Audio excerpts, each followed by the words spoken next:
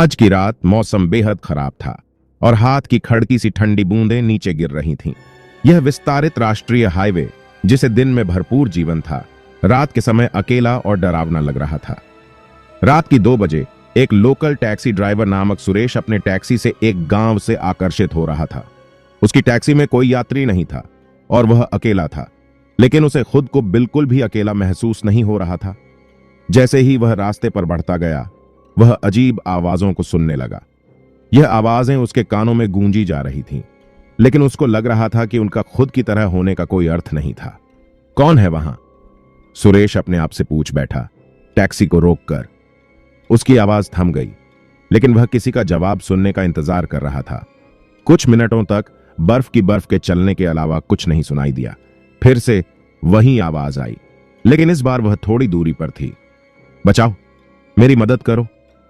अगले मोड़ पर सुरेश का दिल दहल गया। वह टैक्सी को मोड़कर बढ़ता रहा और उसकी आवाज की ओर बढ़ता गया। जैसे ही वह टैक्सी को एक कुल्हाड़ी के पास ले गया, उसकी आवाज और स्पष्ट हो गई, बचाओ, मदद करो। सुरेश ने टैक्सी को रोका और कुल्हाड़ी की ओर देखा, लेकिन वहां कुछ भी नहीं था। सब कुछ एकदम शांत और सुनसान था, जैसे कि कुछ ही देर पहले तक हड़ताल चल रही थी। सुरेश के होश में आने पर वह दिमाग में सोचने लगा कि क्या वह इसे एक भूत मान ले या फिर कुछ और बात है। उसका हृदय तेजी से धड़क रहा था और वह डर से कांप रहा था।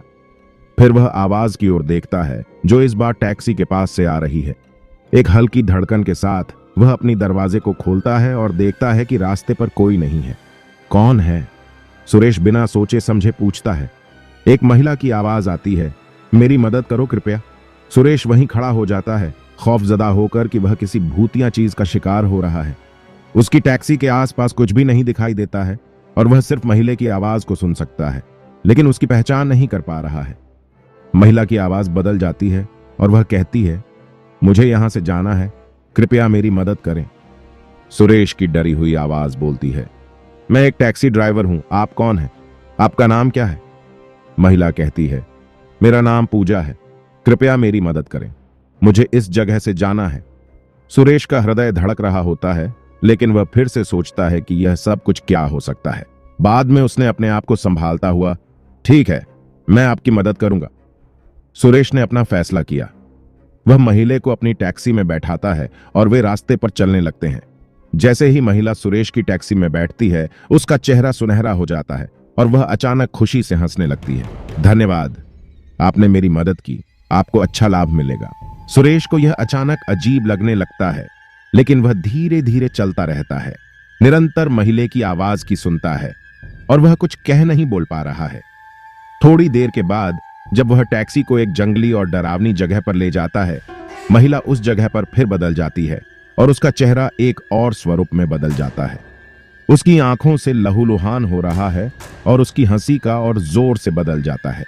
सुरेश का हृदय एक बड़ी घबराहट से बूढ़ रहा होता है जब वह देखता है कि वे कहीं अकेले जंगल में खड़े हैं, कोई और रास्ता नहीं है, और रात की धड़कन और उसकी ध्वनि उसकी अदृश्य हो जाती है। महिला अब बड़ी ही डरावनी लग रही है और उसकी हंसी की आवाज सुरेश की रीढ़ की हड्डी तक घुस गई है।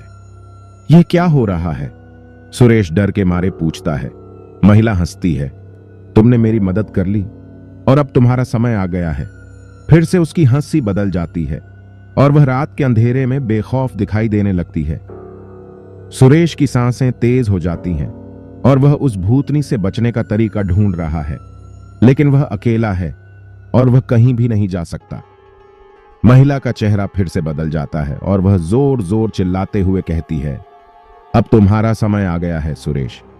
उसकी आवाज सुरेश की बढ़ती हुई डर हो जाती है और वह डर से कांपता है, क्योंकि वह समझ जाता है कि यह महिला कुछ और है, कुछ अच्छा नहीं है। महिला एक आवाज में कहती है, सुरेश, तुम्हारी आवश्यकता पूरी हो चुकी है, तुम्हारी जिंदगी का अंत हो गया है। फिर से उसकी हंसी और डरावनी हो जाती है और उसकी आंखों का रंग बदल जाता है। सुरेश डर से अपनी आंखें मूंद लेता है, लेकिन वह सुन सकता है कि वह कहीं और ले जाने का योजना बना रही है और वह उसका हिस्सा नहीं बनना चाहता। कुछ देर बाद महिला की आवाज बिल्कुल गायब हो जाती है और सुरेश अपनी आंखें खोलता है, लेकिन कुछ नहीं देखता। उसकी टैक्सी वहीं है और वह एक जंगल में खड़ा है, कोई और रास्ता नहीं है और रात की धड़कन और उस महिला की ध्वनि उसकी अदृश्य हो जाती है। यह जगह अब और भी अजीब और डरावनी हो जाती है। सुरेश जानबूझकर टैक्सी की प्रामाणिकता की ओर देखता है और वह अपने सिर पर हो रहे संभावना के बारे में सोचता है। क्या यह सब कुछ एक होकर रखा है? क्या यह एक भूतिया जगह है जो उसकी मौके पर मजाक बना रही है? फिर एक आवाज उसके कानों में आती है जो यह बताती है कि यह सब एक खिलवाड़ है। वह आवाज को पहचानता है और यह एक दोस्त की आवाज है जो उसका मजाक बना रहा है। भाई, तुझे डरा देने का मजाक कर रहे थे हम। दोस्त हंसते हुए बोलता है और उसके दोस्तों के साथ टैक्सी के पास आता है। सुरेश का दिल आराम से धड़क रहा होता है और वह अपने दोस्तों को गुस्से से धीरे धीरे मारता है। तुम लोगों ने मुझे कितना डराया। लेकिन फिर वह हंसते हुए अपने दोस्तों के साथ जुड़ जाता है। यह कहानी आपको कैसी लगी और इस कहानी से आपको क्या सीख मिला, जरूर कमेंट करके बताना। आज मैं आपके लिए एक डरावनी भूतिया फिल्म को दिखाने के लिए लाया हूं। इस मूवी इसी हाईवे वाली भूत की कहानी है जो आपको डिस्क्रिप्शन बॉक्स में प्रोवाइड कर दी गई है। जरूर से देखना और मूवी कैसी है जरूर बताना। मिलते हैं अगले वीडियो में। तब तक के लिए आप सब अपना खूब ख्याल रखना।